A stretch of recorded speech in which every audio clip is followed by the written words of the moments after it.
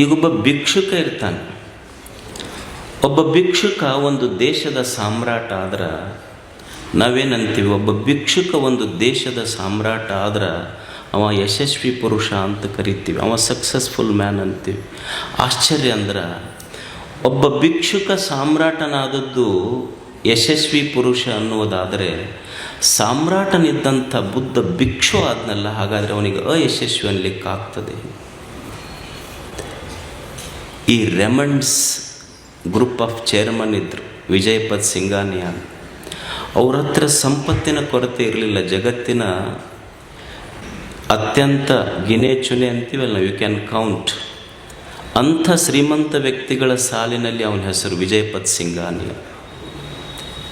ಅವನ ಹೆಸರಿಗೆ ಪದವಿಗಳ ಕೊರತೆ ಇರಲಿಲ್ಲ, ಸಂಪತ್ತಿನ ಕೊರತೆ ಇರಲಿಲ್ಲ. ಮಕ್ಕಳೆಲ್ಲ ಕಸ್ಕೊಂಡು ಹೊರಗೆ ಹಾಕಿ ಒಂದು 2 ಬೆಡ್ರೂಮ್ ಹೌಸ್ನೊಳಗೆ ಉಳ್ದ. ಆ ಮನುಷ್ಯ ಅವ್ರ ಆಟೋಬಯೋಗ್ರಫಿ ಬರೆದ. ಅದರ ಹೆಸರಿಟ್ಟ ಆ್ಯನ್ ಇನ್ಕಂಪ್ಲೀಟೆಡ್ ಲೈಫ್ ಅಂತ. ಆಶ್ಚರ್ಯ ಅಂದ್ರೆ ಸಂಪತ್ತಿಗೆ ಕೊರತಿಲ್ಲ, ಪದವಿ ಪುರಸ್ಕಾರಗಳಿಗೆ ಕೊರತಿಲ್ಲ, ಕೈಯೊಳಗೆ ಆಳು ಹೋಳು ಗಾಡಿಗಳಿಗೆ ಕೊರತಿಲ್ಲ. ಎಲ್ಲವೂ ಇದ್ದ ಮನುಷ್ಯನ ಜೀವನ ಅವ ಬರೀತಾನೆ ಅಪರಿಪೂರ್ಣ ಜೀವನ, ಆ್ಯನ್ ಇನ್ಕಂಪ್ಲೀಟೆಡ್ ಲೈಫ್. ಎಲ್ಲ ಇದ್ದೂ ಸಹಿತ if this life becomes incomplete then what makes this life complete? ಎಲ್ಲ ಸಂಪತ್ತು ಪದವಿ ಪುರಸ್ಕಾರಗಳು ಇದ್ದರೂ ಸಹಿತ ಜೀವನ ಅಪರಿಪೂರ್ಣ ಅಂದ್ರೆ ಈ ಜೀವನವನ್ನು ಪೂರ್ಣ ಯಾವುದರಿಂದ ಪೂರ್ಣ ಆಗ್ತದೆ? ಇದು ಯಾವುದು ಯಶಸ್ಸಂತ ಕರೆಯುವುದು? ರತನ್ ಟಾಟಾ ಅವರು ಒಂದು ಬಿಸ್ನೆಸ್ ಸ್ಕೂಲಿಗೆ ಹೋಗಿದ್ದರು. ಈ ಆ್ಯನ್ಯುವಲ್ ಡೇ ಮಾಡ್ತಾರಲ್ಲ ಮಕ್ಕಳಿಗೆ, ಘಟಿಕೋತ್ಸವ ಅಂತೀವಿ. ಆ ಮಕ್ಕಳಿಗೆ ಒಂದು ಚಲೋ ಮಾತು ಹೇಳ್ತಾರೆ. ಒಬ್ಬ ದೊಡ್ಡ ಶ್ರೀಮಂತ ವ್ಯಕ್ತಿ, ಎಲ್ಲ ಸಂಪತ್ತಿರುವ ವ್ಯಕ್ತಿ ಮಕ್ಕಳಿಗೆ ಹೇಳಿದ್ದು, ಯಶಸ್ಸು ಅಂದ್ರೆ ಏನು ಗಳಿಸುವುದು? ನಿನ್ನ ಹೆಸರ ಮೇಲೆ ಎಷ್ಟು ಪ್ರಾಪರ್ಟಿ ಐತೆ ಅನ್ನೋದ್ರ ಮೇಲೆ ನಿನ್ನ ಯಶಸ್ಸು ಅವಲಂಬಿತ ಅಲ್ಲ. ನಿನ್ನ ಹೆಸರಿನಲ್ಲಿ ಬ್ಯಾಂಕಿನೊಳಗೆ ಎಷ್ಟು ದುಡ್ಡು ಐತಿ ಅನ್ನೋದ್ರ ಮೇಲೂ ನಿನ್ನ ಯಶಸ್ಸು ಅವಲಂಬಿತ ಇಲ್ಲ. ಈ ಫೇಸ್ಬುಕ್ನೊಳಗೆ ಟ್ವಿಟ್ಟರ್ನೊಳಗೆ ಎಷ್ಟು ಜನ ನಿನ್ನ ಸೋಷಿಯಲ್ ಮೀಡಿಯಾದೊಳಗೆ ಫಾಲೋವರ್ಸ್ ಅದಾರ ಅನ್ನೋದ್ರ ಮೇಲೆ ನಿನ್ನ ಯಶಸ್ಸಲ್ಲ. ನೀನು ಯಶಸ್ವಿ ಅನ್ನೋದು ನಿನ್ನ ಸಂಪತ್ತಿನಿಂದ ಅಳೆಯುವಂಥದ್ದಲ್ಲ, ನಿನ್ನ ಎದೆಯೊಳಗಿನ ಸಂತೋಷದಿಂದ ನಿನ್ನ ಯಶಸ್ವಿ ಪುರುಷ ಅಂತ ಅಳಿಲಿಕ್ಕೆ ಸಾಧ್ಯ. ನಿಜವಾದ ಯಶಸ್ವಿ ಪುರುಷ ಅಂದರೆ ಯಾವನ ಎದೆಯಾಗ ಸಂತೋಷ ಐತೆಲ್ಲ, ಸಂತೋಷ ಇದ್ದವನೇ ಯಶಸ್ವಿ ಪುರುಷ. He is successful man. ಇವತ್ತು ಎಲ್ಲ ಇದು ವೇದಾಂತ ಪರಿಷತ್ತು ಹೇಳಿದ್ದೇನು ನಿಮಗೆ? ಯಶಸ್ಸು ಇದರ ಅರ್ಥ ಧರ್ಮ, ಅರ್ಥ, ಕಾಮ, ಮೋಕ್ಷಾಖ್ಯೇಶು ಚತುರ್ವಿಧ ಪುರುಷಾರ್ಥೇಶು ಮೋಕ್ಷ ಏವ ಪರಮ ಪುರುಷಾರ್ಥ. ಮೋಕ್ಷ ಅಂದ್ರೆ ಏನು? ಗುರುಗಳೆಲ್ಲ ಹೇಳಿದಾರೆ, ತಮಗೆ ವರ್ಷ ಕೇಳ್ಕೊತ ಬಂದಿರಿ. ಸುಮ್ಮನೆ ಸರಳ ಹೇಳೋದ್ರಿಂದ ಸಂತೋಷವಾಗಿರೋದು ಅಷ್ಟು. ಮೋಕ್ಷ ಅಂದ್ರೆ ಆನಂದವಾಗಿರೋದು, ಮೋಕ್ಷ ಅಂದ್ರೆ ದುಃಖ ಇಲ್ಲದಂಗಿರೋದು ಅಷ್ಟು. ವೇದಾಂತದ ಅರ್ಥವೇ ಅಷ್ಟು. ವೇದಾಂತ ಇದರ ಅರ್ಥ, ವೇದನೆಗಳು ಯಾವ ಸ್ಥಳದೊಳಗಿದ್ರೆ ನಮ್ಮ ವೇದನೆಗಳೆಲ್ಲ ಅಂತ್ಯವಾಗ್ತಾವಲ್ಲ, ಅದೇ ವೇದಾಂತ. ಆ ಸ್ಥಳಕ್ಕೆ ವೇದಾಂತ ಅಂತ ಕರೀಬೋದು. ಸರಳ ಹೇಳೋದು, ಗುರುಗಳು ಪಾಂಡಿತ್ಯಪೂರ್ಣವಾಗಿ ಹೇಳ್ಯಾರ, ನಮಗೆ ಅಷ್ಟು ಹೇಳೋಕ್ಕಾಗೋದಿಲ್ಲ. ಅದು ಸಂತೋಷವಾಗಿರುವುದೇ ನಿಜವಾದ ಯಶಸ್ಸು. ಸಂತೋಷ ಇರಬೇಕಲ್ಲ. ಈಗೊಂದು ಮನೆ ಕಟ್ಟಿಸ್ತೇನೆ, ಒಂದು 50 ಲಕ್ಷ ರೂಪಾಯಿ ಮನೆ ಕಟ್ಟಿಸಿ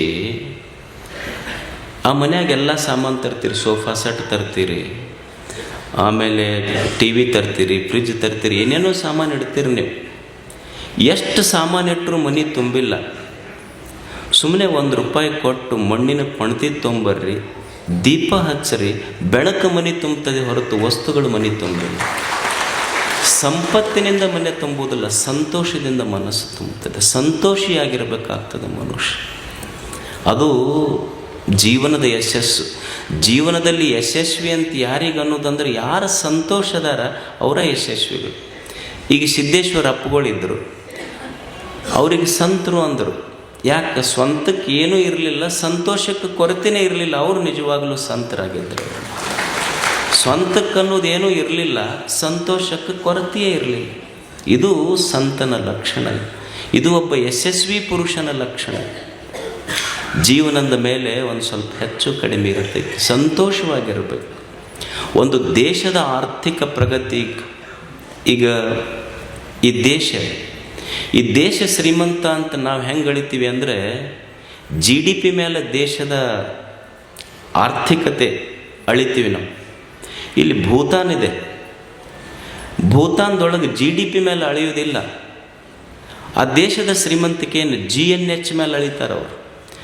ಅಂದ್ರೆ ಈ ದೇಶದೊಳಗೆ ಎಷ್ಟು ಆಸ್ತಿ ಐತಿ, ಎಷ್ಟು ಜನರ ಹತ್ರ ದುಡ್ಡು ಐತಿ, ಬಂಗಾರ ಐತಿ, ಬೆಳ್ಳಿ ಐತಿ, ಇವ್ರದ್ದು ಏನು ಪ್ರೊಡಕ್ಷನ್ ಐತಿ, ಅದರ ಮೇಲೆ ಅಳೆಯೋದಿಲ್ಲ. ಈ ದೇಶದ GNH ಅಂದ್ರೆ GNH ಗ್ರಾಸ್ ನ್ಯಾಷನಲ್ ಹ್ಯಾಪಿನೆಸ್ ಅಂದ್ರೆ ಈ ದೇಶದ ಆ ಭೂತಾನದ ಶ್ರೀಮಂತಿಕೆ ಸಂಪತ್ತಿನಿಂದ ಅಳೆಯುವುದಿಲ್ಲ. ಈ ದೇಶದ ಜನ ಎಷ್ಟು ಆರೋಗ್ಯವಂತರದಾರ, ಎಷ್ಟು ಸಂತೋಷವಾಗಿ ಅದರ ಅನ್ನೋದ್ರ ಮೇಲೆ ಆ ದೇಶದ ಶ್ರೀಮಂತಿಕೆಯನ್ನು ಅಳೆಯುತ್ತಾರೆ. ಸಂತೋಷದ ಮೇಲೆ ಶ್ರೀಮಂತಿಕೆಯನ್ನು ಅಳೆಯುತ್ತೆ. ಸಂತೋಷವಾಗಿರ್ಬೇಕಲ್ಲ ಮನುಷ್ಯ.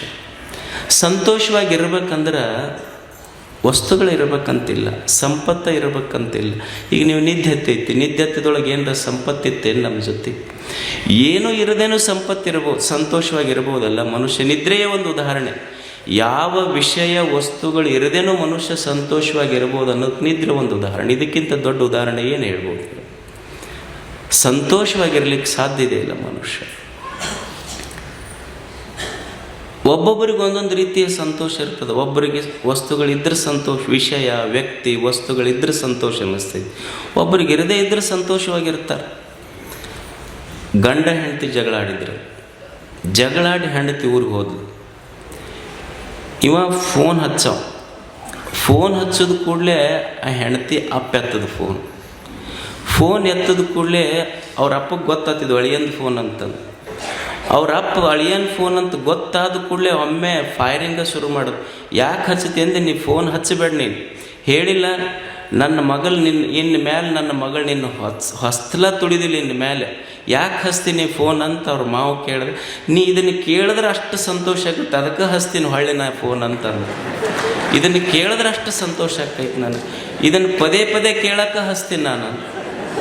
ಒಬ್ಬೊಬ್ಬರಿಗೆ ಒಂದೊಂದು ರೀತಿಯ ಸಂತೋಷ. ಜೀವನದ ಮೇಲೆ ಸ್ವಲ್ಪ ಹೆಚ್ಚು ಕಡಿಮೆ ಇರುತ್ತದೆ. ಅದರ ಕಡೆ ಲಕ್ಷ್ಯ ಕೊಡೋಂಗಿಲ್ಲ, ಸಂತೋಷದ ಕಡೆ ಲಕ್ಷ್ಯ ಕೊಡೋದು. ಒಂದು ಆಶ್ರಮ ಇತ್ತು. ಆ ಆಶ್ರಮದಲ್ಲಿ ಗುರುಗಳು ಮಕ್ಕಳಿಗೆ ಪಾಠ ಮಾಡಿ ಕಳಿಸ್ತಿದ್ರು. ಹೆಂಗೆ ಗುರುಕುಲ ಇದೆ ಅಲ್ಲ, ಹಂಗೆ ಗುರುಕುಲ ಇತ್ತು. ಓದಿ ಹೋಗ್ತಿದ್ರು, ಮತ್ತೆ ಬರ್ತಿದ್ರು, ಓದಿ ಹೋಗ್ತಿದ್ರು, ಮತ್ತೆ ಬರ್ತಿದ್ರು. ಒಂದು 4 ಜನ ಶಿಷ್ಯರು ಓದಿ ಹೋದರು, ಮತ್ತೆ ಬಂದಾಗ ಗುರುಗಳು 4 ಜನ ಶಿಷ್ಯರಿದ್ರಲ್ಲ, ಆ ಶಿಷ್ಯರಿಗೆ ಪ್ರಸಾದ ಮಾಡಿರಿ ಅಂತ ಹೇಳಿದರು. ಪ್ರಸಾದ ಮಾಡುವಾಗ ಗುರುಗಳು ಒಬ್ಬನಿಗೆ ಮಣ್ಣಿನ ತಟ್ಟೆ ಕೊಟ್ಟರು, ಒಬ್ಬನಿಗೆ ಸ್ಟೀಲಿನ ತಟ್ಟೆ ಕೊಟ್ಟರು, ಒಬ್ಬನಿಗೆ ಬೆಳ್ಳಿ ತಟ್ಟೆ ಕೊಟ್ಟರು, ಒಬ್ಬನಿಗೆ ಬಂಗಾರದ ತಟ್ಟೆ ಕೊಟ್ಟರು. ಎಲ್ಲರಿಗೂ ಒಂದೊಂದು ರೊಟ್ಟೆ ಹಾಕಿದ್ರು. ಅದರಲ್ಲಿ ಊಟ ಮಾಡಿ ಬಂದ ಮೇಲೆ ಗುರುಗಳಿಗೆ 4 ಜನ ಶಿಷ್ಯರು ಹೇಳಿದ್ರಂತೆ, ನಾವು 4 ಮಂದಿ ನಿಮ್ಮ ಆಶ್ರಮದಲ್ಲಿ ಒಂದೇ ಶಿಷ್ಯರಾಗಿ ಒಂದೇ ತಾಯಿ ಮಕ್ಕಳಿದ್ದಂಗೆ ಇದ್ವಿ, ಆದರೂ ನಿಮ್ಮಲ್ಲಿ ಭೇದ ಭಾವ ಆತಲ್ಲ. ನನಗೆ ಮಣ್ಣಿನ ತಟ್ಟೆ ಕೊಟ್ರಿ, ಅವನಿಗೆ ಸ್ಟೀಲಿನ ತಟ್ಟೆ ಕೊಟ್ರಿ, ಅವನಿಗೆ ಬೆಳ್ಳಿದ ಕೊಟ್ಟು ನಿಮಗೆ ಖಾಸ್ ಶಿಷ್ಯಾಗಿ ಬಂಗಾರ ತಟ್ಟೆ ಕೊಟ್ರಲ್ಲ ಅಂತ ಗುರುಗಳು ಹೇಳಿದ್ರಂತ ಅವ್ರಿಗೆ. ನೋಡು, ನಿಮಗೆ ಊಟ ಕೊಟ್ಟಿಲ್ಲ, ಬದುಕಿನ ಬುತ್ತಿ ತಿಳ್ಸಕ್ಕೆ ಹೇಳೀನಿ ನಾನು. ನಿಮಗೆ ಮಣ್ಣಿನ ತಟ್ಟೆ, ಸ್ಟೀಲಿನ ತಟ್ಟೆ, ಬೆಳ್ಳಿ ತಟ್ಟೆ, ಬಂಗಾರದ ತಟ್ಟೆ ಬೇರೆ ಬೇರೆ ಕಂಡು ಹೊರತು ಆ ತಟ್ಟೆಯೊಳಗೆ ಹಾಕಿದ ರೊಟ್ಟಿ ಒಂದೇ ಅನ್ನೋದು ಕಾಣಲಿಲ್ಲ ನಮಗೆ. ಹಂಗೆ ಜಗತ್ತಿನೊಳಗೆ ದೇವ್ರ ಜೀವನ ಅಂದರೆ ಸ್ವಲ್ಪ ಹೆಚ್ಚು ಕಡಿಮೆ ಇಟ್ಟಿರ್ತಾನ. ಒಂದು ಸ್ವಲ್ಪ ಐಶ್ವರ್ಯ, ಅಧಿಕಾರ, ವಸ್ತು, ಒಡವೆ ಹೆಚ್ಚ ಕಡಿಮೆ ಇರ್ಬೋದು, ಆದರೆ ಜೀವನ ಅನ್ನೋದು ಎಲ್ಲರಿಗೂ ಒಂದೇ ಇಟ್ಟಾನಲ್ಲ. ಅದನ್ನು ಪಡೆದು ಸಂತೋಷವಾಗಿರುವುದನ್ನು ಕಲಿಯುವುದು ಮನುಷ್ಯ. ಸಂತೋಷವೇ ಮುಕ್ತಿ, ಆನಂದವೇ ಮುಕ್ತಿ ಅಷ್ಟೆ. ಹೌದ್ರಿ, ಎಲ್ಲರೂ ಹೇಳ್ತಾರೆ ಖರೆ, ಮತ್ತು ದುಃಖ ಯಾಕಂತ ಹೇಳ್ರಿ. ಮೊದಲು ಸಂತೋಷವಾಗಿರ್ಬೇಕಂತ ಎಲ್ಲರೂ ಅಪೇಕ್ಷೆ ಪಟ್ಟೀವಿ. ವೇದಾಂತನೂ ಹೇಳೋದು ದುಃಖದ ನಿವೃತ್ತಿ, ಆನಂದದ ಪ್ರಾಪ್ತಿ, ಇದೇ ಮೋಕ್ಷ, ಇದು ಜೀವನ್ ಮುಕ್ತಿ ಎಲ್ಲ ಹೇಳೋದು ಖರೆ. ದುಃಖ ಯಾಕಂತ ಹೇಳ್ರಿ. ಮೊದಲು ಸಂತೋಷವಾಗಿರ್ಬೇಕು ಖರೆ, ದುಃಖ ಯಾಕಂತ ಮೊದಲು ಮನುಷ್ಯ. ಏನು ಸಮಸ್ಯೆಯಿಂದ ದುಃಖ ಆಗೈತಪ್ಪ ನಿನಗೆ? ಏನು ನಿಸರ್ಗ ಇಷ್ಟು ನಿನಗೆ ಅನುಕೂಲ ಮಾಡೈತಲ್ಲ, ನೀ ಬಿಟ್ಟು ಕೆಟ್ಟ ಗಾಳಿ ತಗೊಂಡು ಗಿಡ ನಿನಗೆ ಚಲೋ ಗಾಳಿ ಕೊಟ್ಟೈತಿ. ಎತ್ತ ನಿನ್ನ ಜೊತೆನೆ ಹೊಲದಾಗ ಗಳೆ ಹೊಡೆದು, ನೇಗಲ ಹೊಡೆದು, ಜ್ವಾಳ ಬಿತ್ತಿ, ಎಡಿ ಹೊಡೆದು, ತೆನಿ ಬಂದಾಗ ನೋಡಪ್ಪ ತೆನಿ ನೀ ತಗೋ ದಂಟು ತಾನು ತಿಂದು ನಮಗೆ ತೆನಿ ಕೊಟ್ಟೈತಿ. ನೀ ಸಾಕಿದ ನಾಯಿ ನಿನಗೆ ರಾತ್ರಿ ಆರಾಮ ಮುಕ್ಕೋನಿ ಅಂತ ನಿನಗೆ ನಿದ್ದೆ ಮಾಡಕ್ಕೆ ಹಚ್ಚಿ ತಾನು ಎಚ್ಚರ ಐತಿ. ಮತ್ತು ನೀವು ಸಾಕಿದ ಮನ್ಯಾಗ ಸಾಕಿದ ಆಕಳ ನೀನು ಉಂಡು ಮುಸುರಿ ನೀರು ಕುಡಿದು ತಾನು ಕುಡಿದು ನಿನಗೆ ಚಲೋ ಹಾಲು ಕೊಟ್ಟೈತಿ. ಭೂಮಿ ತಾಯಿ ನೀ ಹಾಕಿದ ಮನೆ ಕಸ ತಾನು ತಗೊಂಡು ನಿನಗೆ ಕಬ್ಬಿನ ರಸ ನಿನ್ನ ಬಾಯೊಳಗೆ ಇಟ್ಟಾಳ. ಇಷ್ಟೆಲ್ಲ ಇದ್ದು ಮತ್ತು ಬೆಳಿಗ್ಗೆ ಎದ್ದ ತಕ್ಷಣ ಎದ್ದು ಕೂಡಲೇ ಬೆಡ್ ಟೀ ಕೊಡೋರು ಅದಾರ ನಿನಗೆ. ಅಕಸ್ಮಾತ್ ಡೆಡ್ ಆಗಿದ್ದಿಲ್ಲ ಅಂದ್ರೆ ಎದ್ದು ಕೂಡಲೇ ಬೆಡ್ ಟೀ, ಎದ್ದು ಕೂಡಲೇ ಟೀ ಕೊಡ್ತಾರ, ಸ್ನಾನ ಮಾಡಕ್ಕೆ ಬಿಸಿನೀರು ಇಟ್ಟಾರ, ಮತ್ತು ಹೊರಗೆ ಬರೋದ್ರಾಗ ಇಸ್ತ್ರಿ ಬಟ್ಟೆ ಇಟ್ಟಾರ, ಬಂದು ಡೈನಿಂಗ್ ಟೇಬಲ್ ಕೂಡೋದ್ರಾಗ ಬಿಸಿ ಇಡ್ಲಿ ದೋಸೆ ಎಲ್ಲ ಇಟ್ಟಾರ, ಹೋದ ಕೂಡಲೇ ಡ್ರೈವರ್ ಅದಾನ, ವ್ಯವಹಾರ ಐತಿ. ಎಲ್ಲ ಇದ್ದೂ ಮಠಕ್ಕೆ ಬಂದು ಕೂಡಲೇ ಹಾಡೇನಂದ್ರೆ, ಪಾರು ಮಾಡು ದೇವ ಈ ಸಂಸಾರ ನಂಬಿ ಸುಖವೇನೂ ಇಲ್ಲ ಅಂತ. ಇವ್ರಿಗೆ ಪಾರು ಮಾಡಬಾರ್ದು, ಗಡಿಪಾರ ಮಾಡ್ಬೇಕು ಇವ್ರಿಗಷ್ಟೆ. ಇಷ್ಟು ದೇವರ ಅಪಾರ ಕೊಟ್ಟ ಮೇಲೆ ಇನ್ನೂ ಪಾರು ಮಾಡಂದ್ರೆ ಏನು ಮಾಡಬೇಕು? ಅಲ್ಲ, ಎಲ್ಲ ಇಟ್ಟಾನ, ಆದರೂ ಈ ಜಗವ ನಂಬಿ ಸುಖವೇನೂ ಇಲ್ಲ ಅಂತ ಹಾಡ್ಕೊಂತ ಹೊಂಟ. ಅವ ಇಡೀ ನಿಸರ್ಗ ಜಗತ್ತು ಇವ ಸುಖವಾಗಿರ್ಲಂತನ ನಿಸರ್ಗ ಐತಿ. ಇವನ ಹಾಡೇನು? ಈ ಜಗವ ನಂಬಿ ಸುಖವೇನೂ ಇಲ್ಲ ಅಂತ ಇವ ಹಾಡಕತ್ತ. ಮನ್ಯಾಗ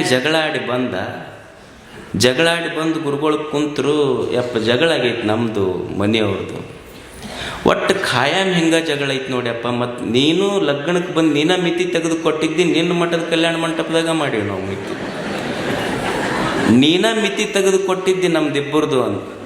ಅವ್ರ ಗುರುಗಳು ಅಂದ್ರೆ, ಅವತ್ತು ನಿನ್ನ ಮಿತಿ ಚಲೋ ಐತಪ್ಪ, ಇವತ್ತು ನಮ್ಮ ಮಿತಿ ಚಲೋ ಇಲ್ಲ ಅಷ್ಟೇ. ಮತ್ತು ಈಗ ಮುಂದೇನು ಸಾಕಿದು ಸಂಸಾರ ಸುಖ ಇಲ್ಲಪ್ಪ. ಇದು ಬೆಳಿಗ್ಗೆ ಕಮ್ಮಗೆ ಮಠದಾಗ ಟಿಫಿನ್ ಹೊಡೆದು, ಮಧ್ಯಾಹ್ನ ಟಿಫಿನ್ ಹೊಡೆದು, ಮಧ್ಯಾಹ್ನ ಮತ್ತೆ ಲಂಚ್ ಹೊಡೆದು, ರಾತ್ರಿ ಡಿನ್ನರ್ ತೊಗೊಂಡು ಎದ್ದು ಸೆಲ್ಲೆ ಹಾಕ್ಕೊಂಡು ಹೊಂಟ. ಗುರುಗಳಂದ್ರು ಎಲ್ಲಿಗೋ ಅಂದು, ಯಾಕೆ ಮನೆ ಕಡೆ ಅಂದವ. ಅವಾಗ ಗುರುಗಳಂದ್ರು ಅತ್ತ ಮತ್ತು ಸಂಸಾರದೊಳಗೆ ಸುಖ ಇಲ್ಲ ಅಂತ ಬಂದಿದ್ದೆಲ್ಲ, ಯಾಕೆ ಮನೆ ಕಡೆ ಹಾಕ್ಕೊಂಡು? ಇಲ್ಲಪ್ಪ ನಿನ್ನ ಮಗಳು ಮನೆ ಕಡೆ ಒಬ್ಬಾಕನೇ ಹಾಕ್ತಾಳ, ಬರಾಗ ಸುಖವೇನು ಇಲ್ಲ ಅಂತ ಬಂದಾನು. ಅಂದ್ರೆ ಇವನ ಇಚ್ಛೆ ಇಡೀ ಜಗತ್ತು ಏನೈತಿ ಅಂದ್ರೆ ಇವನಿಗೆ ಸುಖವಾಗಿಡ್ಬೇಕಂತನ ಜಗತ್ತು ಪ್ರಯತ್ನ ಪಡಕತ್ತೈತಿ. ಇವ ತನ್ನೊಳಗೆ ಏನು ಹೇಳಕತ್ತಾನ, ನನಗೆ ಸುಖ ಇಲ್ಲ ಅಂತ ಇವ ಹಾಡಾಡ್ಕೊಂಡು ಇವ ಹಾಡಾಕತ್ತ. ಇಡೀ ನಿಸರ್ಗ ದೇವರು ಕಳಿಸಿದ್ದ ಇವ ಸುಖವಾಗಿರ್ಬೇಕು, ಇವ ಸಂತೋಷವಾಗಿರ್ಬೇಕಂತ. ಆದರೆ ಇವನ ಹಾಡೇನು, ನಾನು ಸುಖವಾಗಿಲ್ಲ. ಆತ ದುಃಖ ಆತಲ್ಲ ಖರೆ, ಇಷ್ಟೆಲ್ಲ ನಿಸರ್ಗ ಇವನಿಗೆ ಸುಖವಾಗಿಡ್ಬೇಕಂತ ಇದ್ರೂ ಸಹಿತ ಇವನಿಗೆ ದುಃಖ ಆತಲ್ಲ. ಈ ದುಃಖದ ಕಾರಣ ಏನು ಅಂದ್ರೆ, ಅಪ್ಪಗಳ ವಿಷಯ ಇಟ್ಟಾರಲ್ಲ, ಅಪೇಕ್ಷೆ, ಫಲದ ಅಪೇಕ್ಷೆ ಇವನು ದುಃಖಕ್ಕೆ ಕಾರಣ. ಫಲದ ಅಪೇಕ್ಷೆ, ಕೆಲಸ ಮಾಡ್ತಾನಲ್ಲ, ಮಾಡಿ ಫಲ ಬಯಸ್ತಾನೆ, ಅದಕ್ಕೆ ಇವನಿಗೆ ತಾಪಾಗೈತಿ.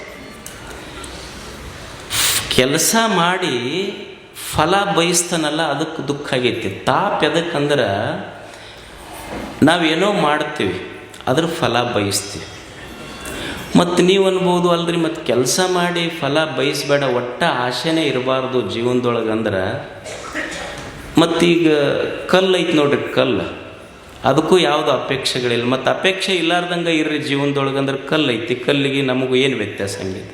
ಒಂದು ಗಿಡ ಐತಿ, ಅದಕ್ಕೂ ಅಪೇಕ್ಷೆಗಳಿಲ್ಲ. ಡೆಡ್ ಬಾಡಿ ಐತಿ, ಮತ್ತು ಅದಕ್ಕೂ ಏನೂ ಅಪೇಕ್ಷೆಗಳಿಲ್ಲ.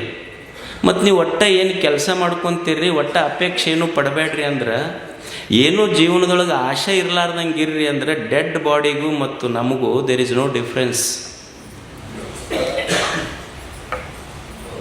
ಆಶಾ ಇದರ ಅರ್ಥ ಏನು ಅಂದ್ರೆ, desire is another name of life. ಆಶಾ ಅನ್ನೋದು ಜೀವನದ ಇನ್ನೊಂದು ಅರ್ಥ. ಆಶೆ ಇರದಿದ್ರೆ ಜೀವನ ನಡೀತದೆ. ಈಗ ನೀವು ಇಲ್ಲಿಗೆ ಬರ್ಬೇಕನ್ನೋದು ಒಂದು ಅಪೇಕ್ಷೆ ಹೋದಲ್ಲ, ಅಪ್ಪಗಳ ಮಾತು ಕೇಳ್ಬೇಕು ಅನ್ನೋದು ಅಪೇಕ್ಷೆ, ಮನೆಗೆ ಹೋಗ್ಬೇಕು ಅನ್ನೋದು ಅಪೇಕ್ಷೆ, ಅಥವಾ ಒಂದು ಲಗ್ನ ಮಾಡ್ಕೋಬೇಕು, 2 ಮಕ್ಕಳು ಹಡಿಬೇಕು, ಮಕ್ಕಳು ನೌಕರಿ ತೊಗೋಬೇಕು, ಒಂದು ಚಲೋ ಮನೆಗೆ ಕಟ್ಟಬೇಕು, ಒಂದು ಚಲೋ ಜೀವನ ಕಟ್ಕೋಬೇಕು. ಇದು ಅಪೇಕ್ಷೆ. ಇದು what is a big sin in this? ಇದರೊಳಗೆ ಏನು ದೊಡ್ಡ ಪಾಪ ಐತೆ ಅಂತ. ಒಂದು ಲಗ್ನ ಮಾಡ್ಕೋಬೇಕು, 2 ಮಕ್ಕಳು ಹಡಿಬೇಕು, ಒಂದು